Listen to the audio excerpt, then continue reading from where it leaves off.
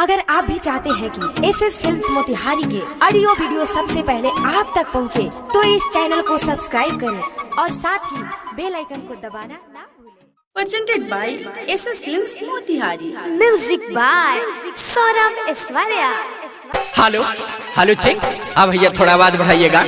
जी हाँ मेरे दोस्तों, हर साल के भांति इस साल भी नवयुवक सरस्वती पूजा समिति आप लोगों का हार्दिक अभिनंदन करती है और करती रहेगी। तो उठाइए दोनों हाथ और प्रेम से बोलिएगा सरस्वती माता की जय, सरस्वती माता की जय। साल भर पर आती है विद्या देकर जाती है, साल भर पर आती है विद्या देकर जाती है। सरस्वती माता विद्या के दाता, सरस्वती माता विद्या के दाता, सरस्वती माता विद्या के दाता।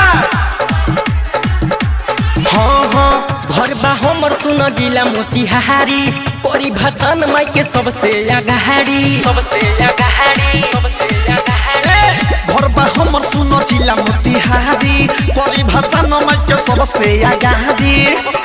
त जदी करी रुकावट लफुआ सन के टोली, त सुना हम लाइसेंस ये लफुआ है। माध्यम गोली भाषण में जे बोली, मर्द बोली भाषण में जे बोली, माध्यम गोली भाषण में जे बोली, मर्द बोली भाषण में जे बोली। है समझोला, आवाज कम कर।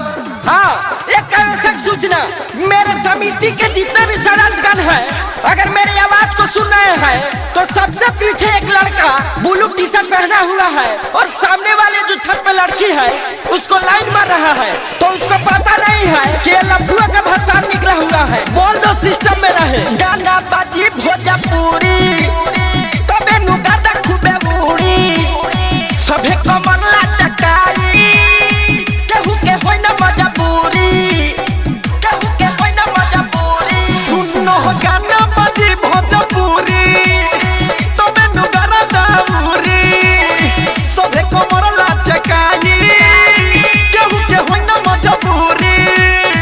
कौनो गली मोहल्ला ना बहची, होई भाषण इतिहास जारी रहची। सिंह टोली में घुमनी चल सयब यही टोली। हाँ चल चल, वो नहीं हमरा माल के घर बा, कहूँ छत पर इंतजार करत होई। मर्दम गोली भाषण में जे बोली, मर्दम गोली भाषण में जे बोली, मर्दम गोली भाषण में जे बोली। मर्दम गोली भाषण में जे बोली।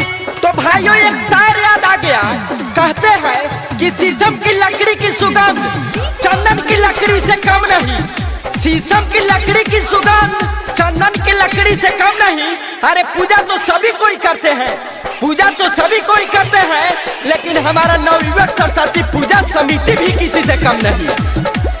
टाइगर सुजीत के बोलावो, रोमनेस के साथ न जाओ, छोट मोट बावे जेला फरा, हसन फिरोज से सलटावो।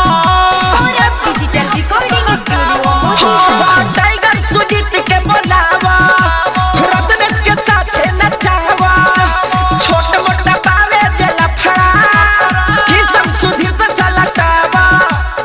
बबलू सूरज या बीर जसवी हारी, सौरभ ऐश्वर्या के चले रंगधारी, के तारिया दारू सबके हुडी जे पडोली। हाँ डोलो डोलो, जब मोतिहारी घर कच्ची का डर है।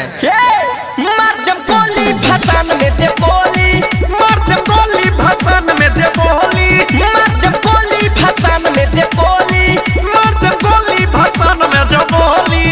Saurabh digital recording studio Motihari.